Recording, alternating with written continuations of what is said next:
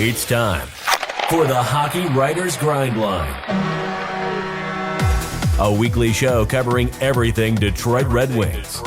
Brought to you by our own iconic top line of Wings writers. Sit back and enjoy The Grind.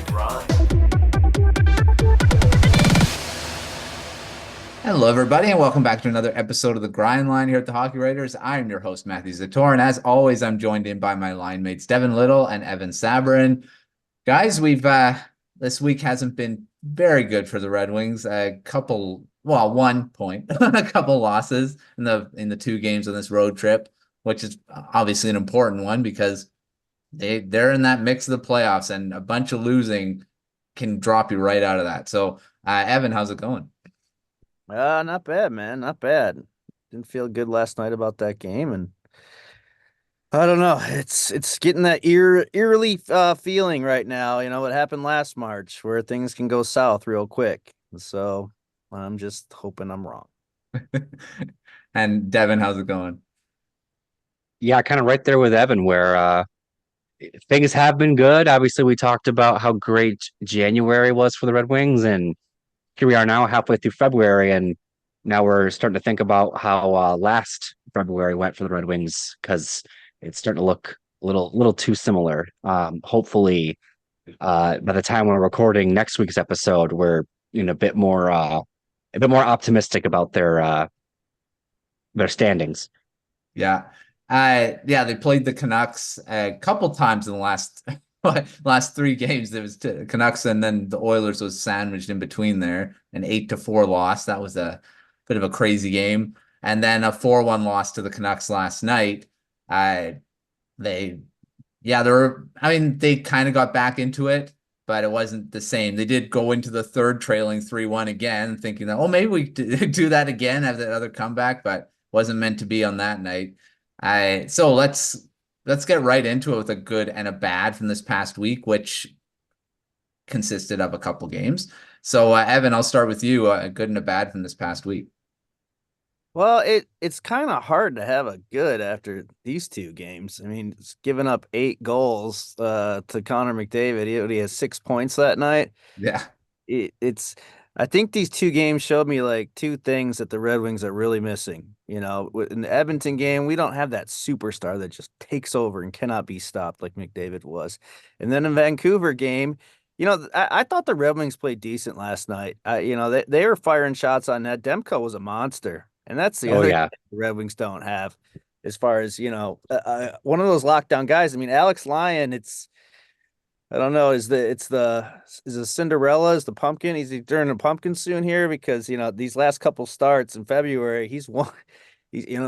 Obviously it's a small sample size, but he's, 1-2 with a 5.01 goals against average and an 827 save percentage. Hasn't looked like the same goalie that we saw, the first couple months, and hopefully he's not coming back down to earth. And I'll keep going with my bad here. That's Pizza Boy Petrie. I don't know if you got a slice last night in Vancouver, but he sure served up a pizza around that first goal right to JT Miller. Horrific pass. I still can't believe that. It's just it's little mistakes like that with him, and then later in the game he's high sticking for a 4-minute penalty for Vancouver to go on, and it's just man. So I'm little frustrated. It's a rough couple games, and I'm just trying not to think back to last year at this time when we were, before we got set to play that back-to-back home and home, it was two home games against Ottawa, or 2 road games against Ottawa, right? And losing both, and that was the last straw. So giving up 8 goals to Edmonton and then kind of getting pushed around again last night doesn't make me feel so good right now. Yeah, I mean, that Oilers game and McDavid just does McDavid things. I mean, he does it to every team. But 6 points, 6 assists, that's insane. That's like Gretzky type numbers. It doesn't happen a lot in the NHL right now, at having 6 assists in one game. But even last night, Petrie, I don't know where that pass was going. It was only going to go to JT Miller. I don't know. And you don't give a guy like that a pass and hope that he doesn't score. So yeah, that wasn't a very good move for sure. Devin, what about you? Good and a bad from this past week? I'm going to jump the gun a little bit here. We'll talk about it a bit more in depth later on. But my one bad is going to be Ville Husso going down early in that game. Like his first game back from injury, right? Had a really good game with the Griffins, got a shutout in his conditioning stint. Looked like he was ready to go, ready to be that tandem mate with Alex Lyon. And then, within 10 minutes, he's done. He's skating off and not looking too hot. And that kind of goes hand in hand with what Evan was saying, where um, it's starting to look like Lyon is starting to lose a little steam, sorry, excuse me. And that's to be expected. He's never been like the go-to guy for an extended period of time, right? So you had to expect that at some point he'd come crashing down to earth or come crashing back down to earth. And you need to have someone that can step in and play some quality minutes while he rides out that funk, basically. And now the preferred option of their two other guys is gone again and barely even got started from coming back. So like we've said before, I guess this is why the Red Wings have carried three goalies this whole season. It is nice to know that they have James Reimer. 'Cause at least he's a veteran, right? He can play the odd game here and there. But man, with Lyon losing steam and now Husso going down, the goaltending has never been more under the magnifying glass than it has been pretty much all season, really. My one good, I'm going to say Patrick Kane. Since he came back from injury.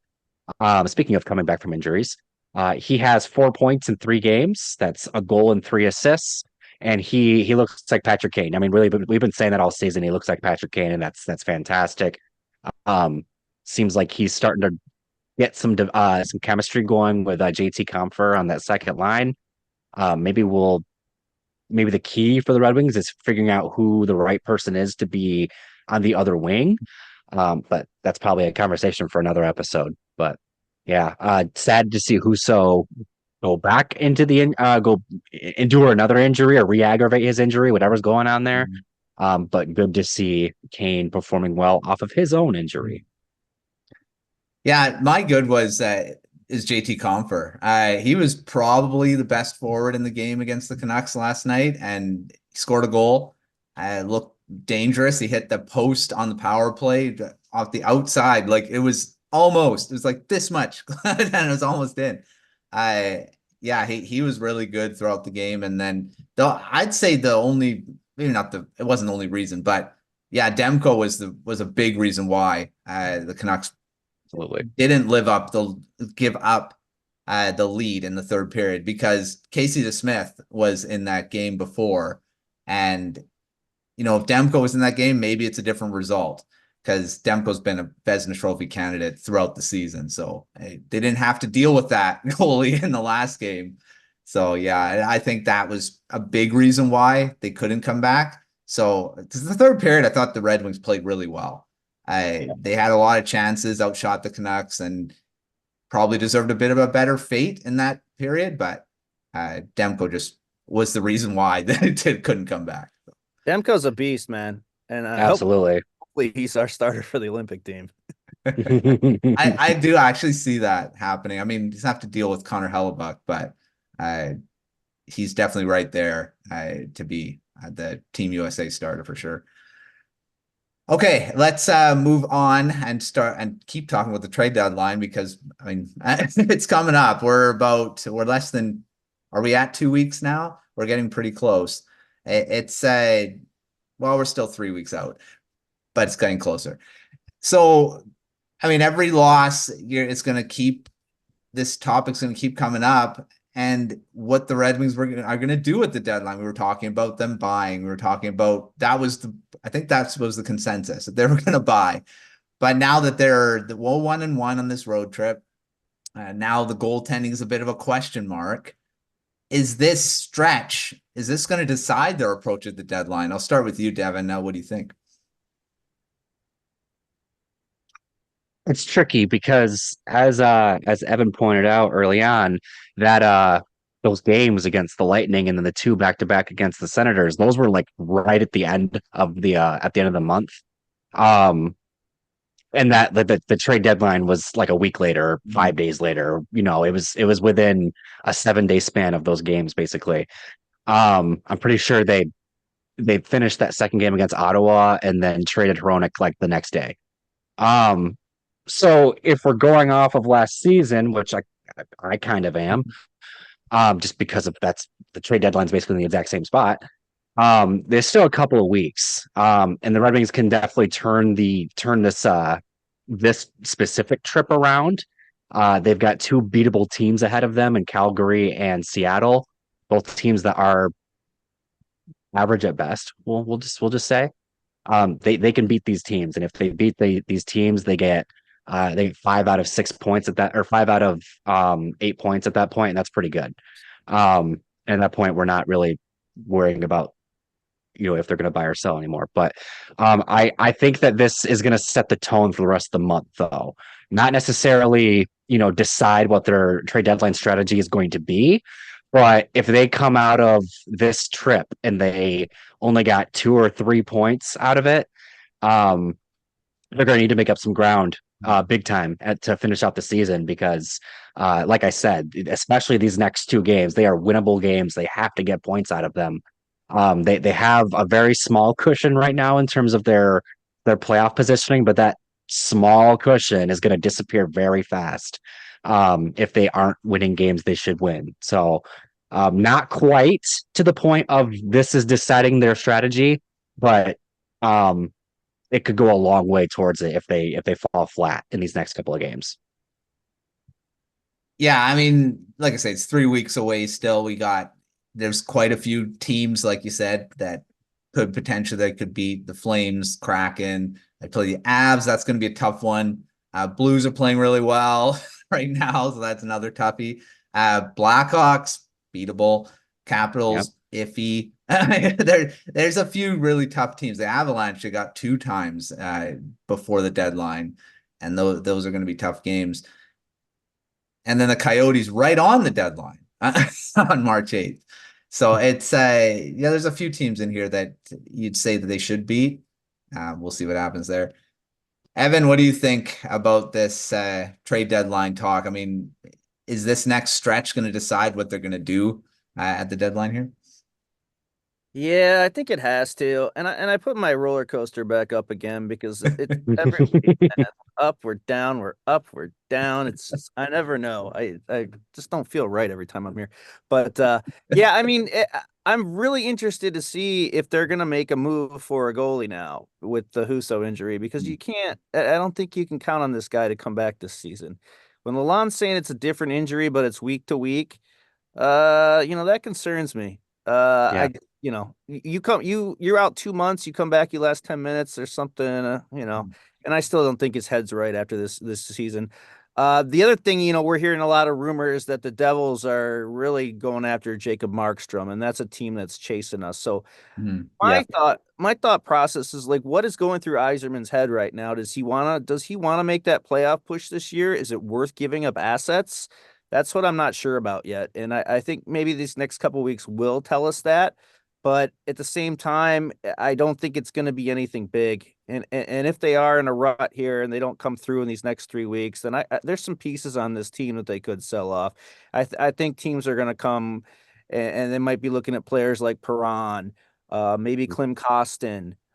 Outside of that, I'm not really sure if there's really guys that they want to move. I really hope they keep Daniel Sprong. I don't know what's going to happen with Patrick Kane.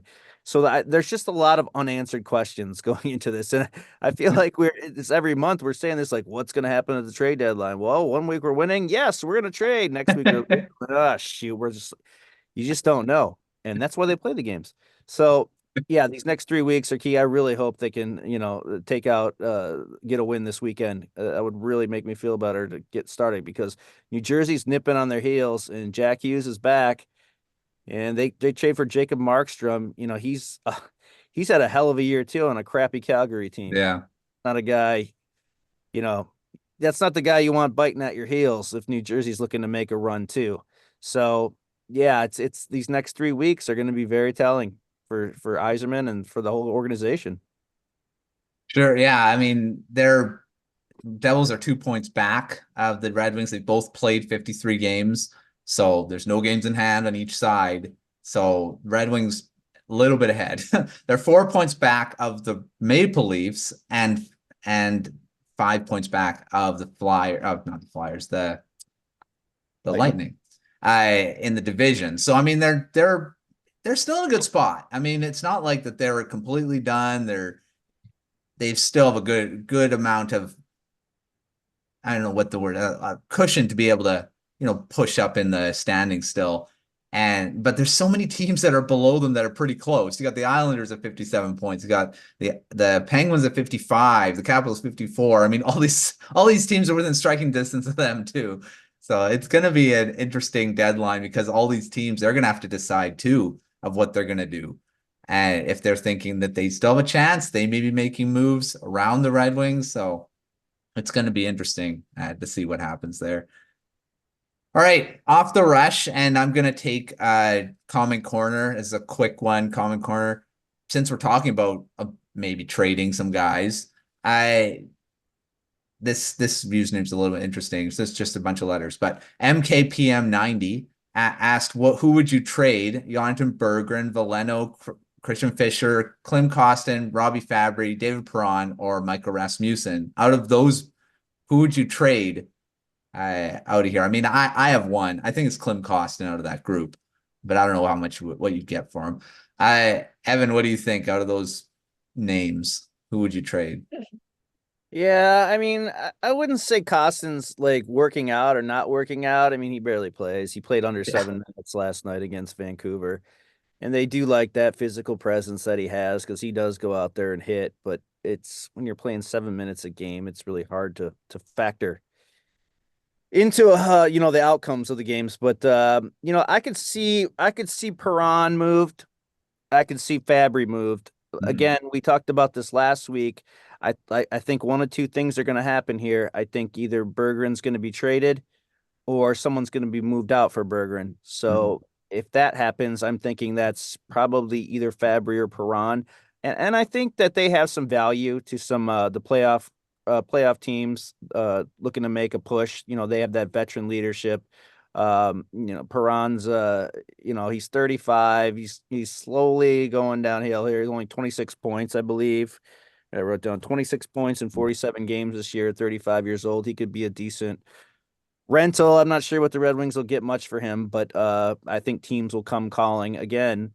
It's, we still got to wait and see what happens in these next 3 weeks, but I can't see Perron and Fabbri being in long-term plans right now. So if there is a move there to be made, I mean, you're not going to get much 3rd, 4th, 5th round picks for those guys, but those are players I could see being moved if they want to get Berggren a spot or maybe something bigger by trading Berggren. He has more value than those guys. So we'll see.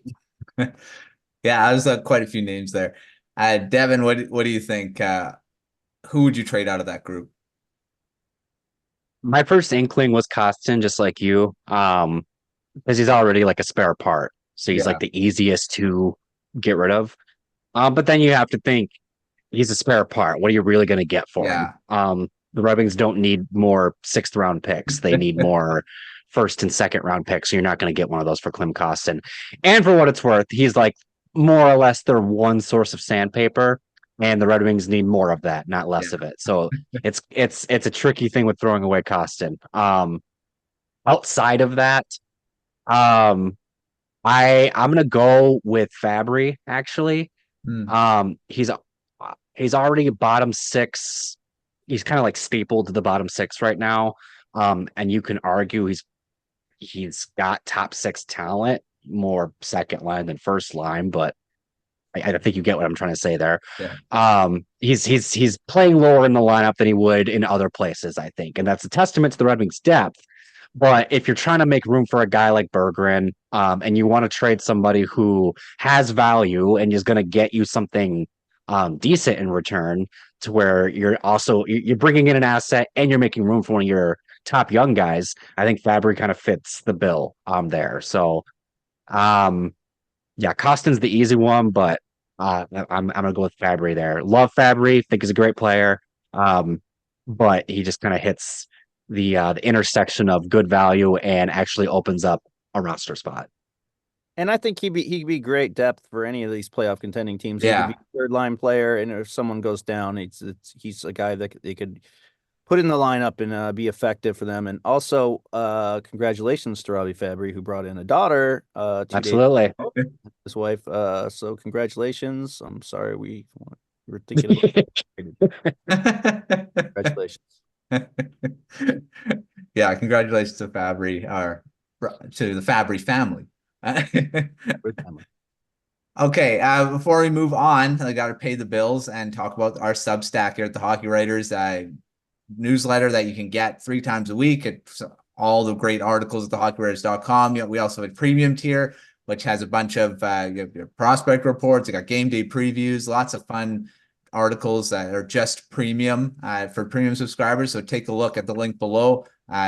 Lots of great stuff that the Red Wings. You also can get access to all the other teams' premium stuff as well, with as well as hockey history, prospects and the draft. Lots of fun stuff at the Substack. So take a look at that below. All right. Well, we mentioned Ville Husso, and we're going to mention him again and talk a little bit deeper into what's happened with him. I mean, like you said, Devin, he left with another lower body injury, just coming back off of one. Apparently it's not the same, but it's still not good. So we don't know if he's going to be coming back this season or at all, but this puts the Red Wings into a bit of a issue going into potentially the playoffs, with going in with Alex Lyon and James Reimer, which, when you compare that tandem to whoever they're going to play, it's probably the weaker of the two. So what does this mean for their goaltending situation? What would you do with it? I mean, we talked about trades.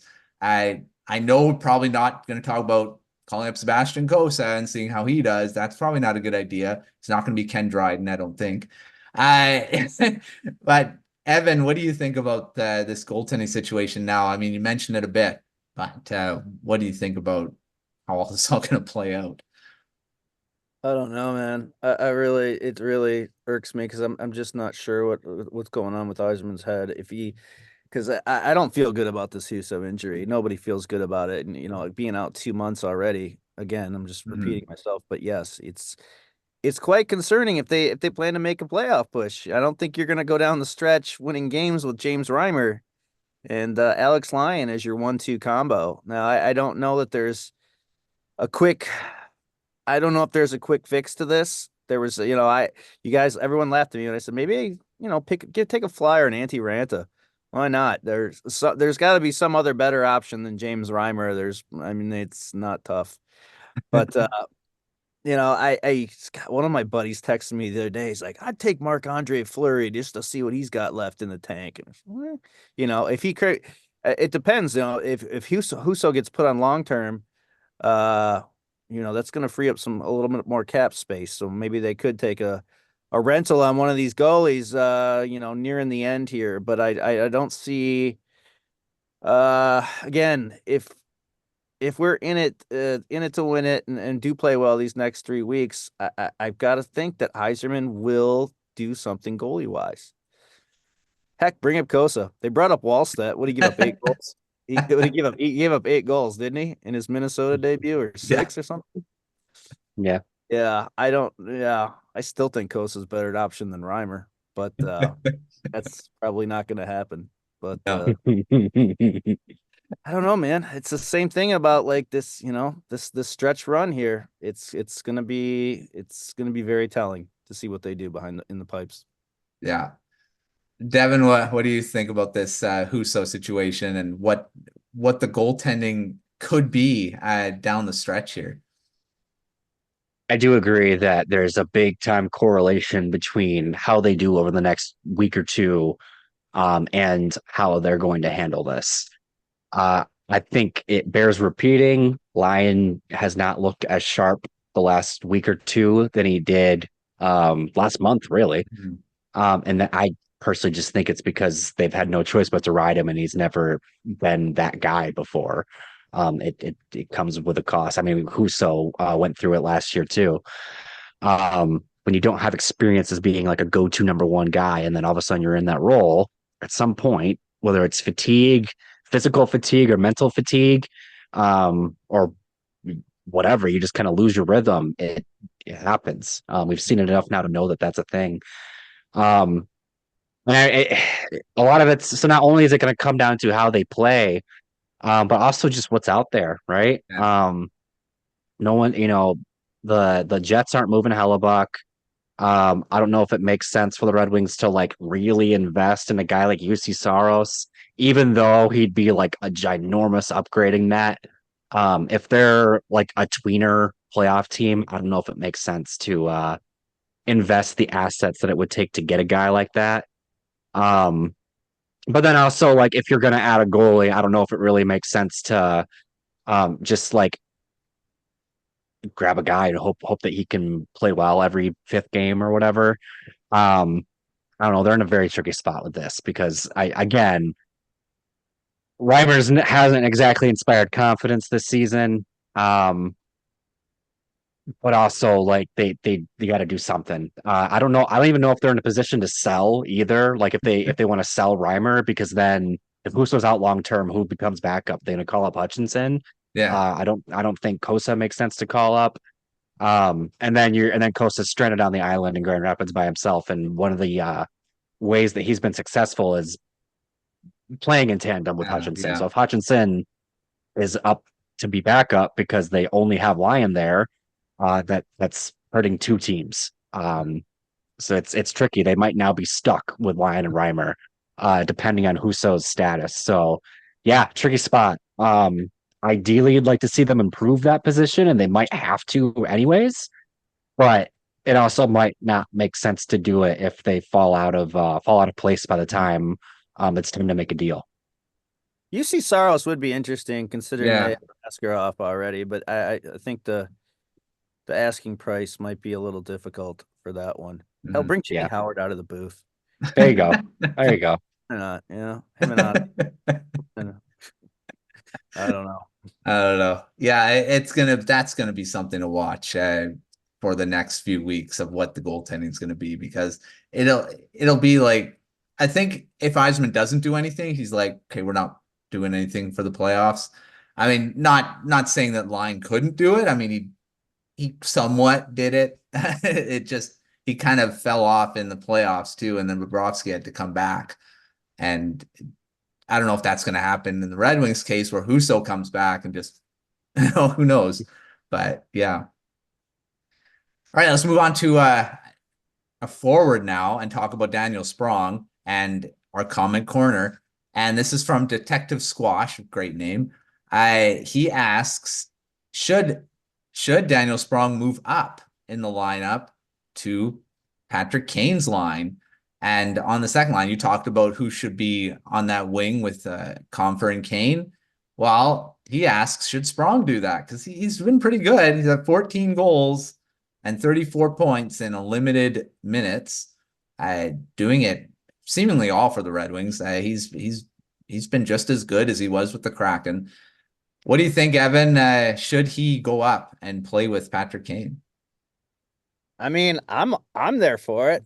I like Sprong. I've been on the Sprong bandwagon all season, and even last night, and I'm looking at right here, is, he only played 14 minutes last night, which the only forwards he played more were Rasmussen, Veleno, Kostin, and Fisher. Oh, actually, he played more than Kopp, actually, with 1337. But yeah, I don't. I think it'd be interesting. I like that. He needs a shooter, and Kane likes to feed the puck, and Sprong likes to shoot it. So that makes sense to me, right? It's Sprong's one of those guys. He'll shoot from anywhere, and those are the kind of guys I actually like, because sometimes this team looks they pass it too much, especially down low, and Sprong will just get in there and rip it. Yeah, I mean, if not, why not see if he's got some chemistry with Kane? Why not give this guy more of an opportunity up on the the top six? Because I like him. I like him a lot. I've said it all year. And if he can get more in the mix, yeah, why not? He puts up the goals. Granted, he had a ridiculous shooting percentage the last two seasons, but Yeah, I'd like to see him with Kane. That'd be fun. I've liked Sprong since he was the Kraken, so he does definitely deserve a bit more of a chance with some more talented players. He's doing it in the bottom of the lineup. So why not put him with a couple more skilled players?